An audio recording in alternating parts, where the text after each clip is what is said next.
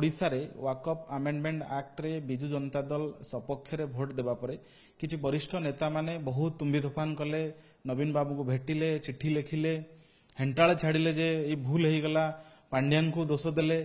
तो ये घटना को आज की पाखापाखि 7 दिन बीती गलानी। नवीन बाबू ये नहीं पार्टी खोल नाहांती एवं सेमाने जो डिमांड करुथले जे नवीन बाबू आपरे स्पष्टता दियंतु, जे किए कला ताहा परे तदंत जो तार तांकर कार्यानुष्ठान हो, जे करैछि ए सब सपक्ष रे भोट देबा पई।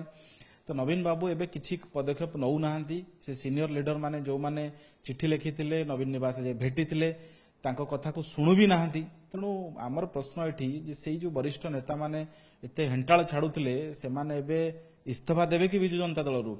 सेमाने एबे नवीन बाबू तांको कथा शुणु नाहांती, ता विरोध रे कोन आभिमुख्य ग्रहण करूछंती आमे अपेक्षा करिछु।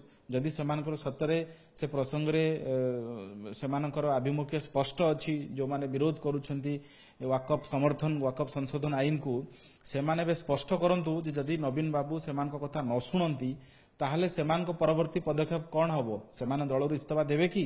द्वितीय कथा हला ए जो माने सेकुलरिज्म रो कथा कहउछन जे वाकअप संशोधन आईनटा सेकुलरिज्म रो विरोध रे अछि, सेमाने तुष्टिकरण राजनीति रे विश्वास करନ୍ତି। एवं जो नेता माने से प्रफुल्ल सामल हुंतु, ताको घर भद्रक, रेढ़ाखोल होउची प्रसन्न आचार्य, जाजपुर एवं कटक, जो जगह मुस्लिम भोट अच्छी से मुस्लिम माइनॉरिटी भोट को आखिया के रखिकी सेमाने एई वाकअप संशोधन आईन विपक्ष रे आसिकरी बयानबाजी करुछंती। केवल मुस्लिम तुष्टिकरण भोट को नेइकरी एते ड्रामा। एवं ओडिशा रे जो बिजु जनता दल तुष्टिकरण वरिष्ठ बिजु जनता दल वरिष्ठ नेता माने ओडिशा रे तुष्टिकरण राजनीति को आउ पादे आगे नहीं गले। आमर प्रश्न जे एबे नवीन बाबू चुप अछंती, आपण माने जो एते तुम्बी तोफान कले, एते चिट्ठी लिखिले, एते विरोध विषोदगार कले, नवीन बाबू चुप अछंती, ताले आपण मानकर एबे पदक्षेप कोन?